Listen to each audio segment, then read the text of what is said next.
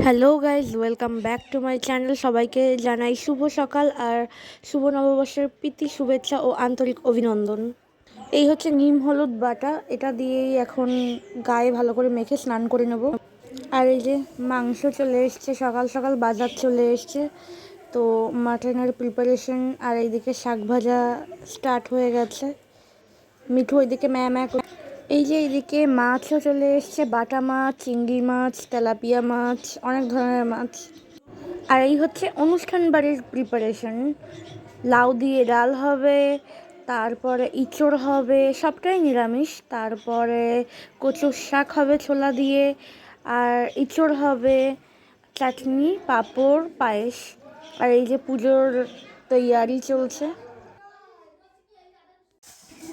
পয়লা বৈশাখের দিন এইভাবে সবার বাড়ি থেকে এরকম চাঁদা তোলা হয়, মানে মৎস্যপের জন্য এরকম আসে সবাই, নেক্সট ডে মৎস্য পায়। আর এরকম ঢাক ঢোল পিটিয়ে এইভাবে মৎস্যপের চাল ডাল এরকম করে সবার বাড়ি থেকে তোলা হয়, আর পরের দিনকে মৎস্য পায়। খুব মজা হয় এইটা।